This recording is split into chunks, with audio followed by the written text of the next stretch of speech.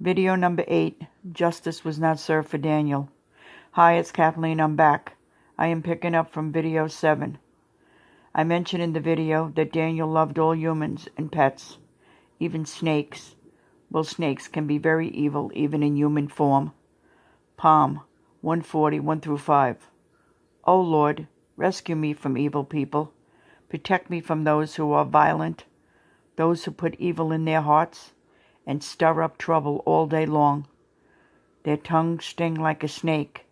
The venom of a sniper drips from their lips. O Lord, keep me out of the hands of the wicked. Protect me from those who are violent, for they are plotting against me. The proud have set up a trap to catch me. They have stretched a net. They have set a trap all along the way. Daniel loved life, especially people who were at times like a venomous snake, keeping him from the good things he wanted in life. It was very hard for my son to believe that there were people out there who would want to hurt him.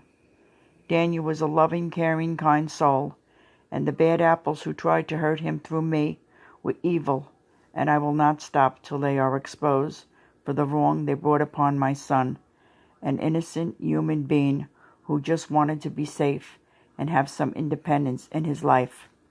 Now that the move for Daniel was hopefully going to be a reality, I still needed to address all my concerns. I was just hoping this move was going to be a clean break from his group home journey in the New York residence. I needed to concrete that the new move back to Brooklyn would be a safer haven for my son. Then at last, Daniel would be able to finally reconnect with all his lifelong friends, but most of all, his best friend Herbie.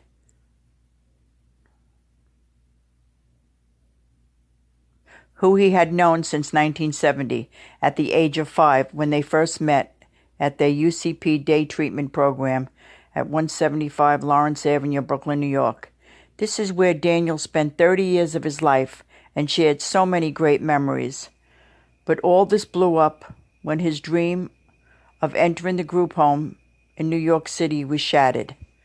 Moving into a new apartment was not going to be without obstacles, as I mentioned in video 7. One obstacle being the tenants in the building called the Belsky House did not know if they wanted my son to move in. Shortly after, it was brought to light that the allegation was without merit. This was just another scare tactic by Mr. Big Bad Wolf himself, Edward R. Matthews, to show me he was still in control. Another lie. Now that the modification was moving forward on the apartment, another obstacle came up by the administration. I was informed by Linda B. Lowell, Director of Residences, that the State Department now needed to approve a 24-hour one-on-one for Daniel. This needed to be done due to the fact he now needed round-the-clock care. The setup in his new move to Brooklyn was different than the New York setup, where staff would rotate from room to room. I fought with a vengeance for a one-on-one for my son in New York City because of him being subjected to injuries due to the bathroom not being safely modified. As for my pictures in video number 7 show, staff also was continually leaving my son alone in the shower and on the toilet. That caused him to fall when he tried to transfer on his own with the use of only his left arm. The administration did not give a damn. They lied from the very start of his residence stay that all this would be addressed. I fought like a tiger to keep and secure my son's safety until his impending move back to Brooklyn. Fortunately for me, the woman who headed the State Department, Kathy Broderick, was now very aware of all the chaos going on with the New York residents and the investigations that I had initiated. Also, the audits that were passed by her department that should not have been. Mrs. Broderick was very open to help me push the 24-hour one-on-one care ahead for Daniel as fast as she could.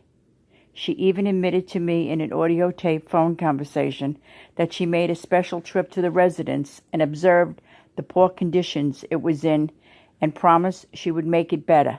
She was very angry the State Department that she works for and oversees passed the audits. I was very happy to have her on board to validate this for me and to see it firsthand, especially since going to the residence was not part of her work criteria.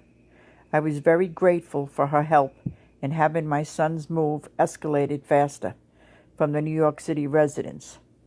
In December of 1998, 6 months before Daniel's move back to Brooklyn in June of 1999, my dear precious brother Frank passed away from his long battle with ALS. I carried around so much guilt and anger over the pain and chaos the UCP of New York City administration, now named ADAPT, put my son and family through, while I was desperately trying to attend to my ailing brother and to keep my son out of harm's way.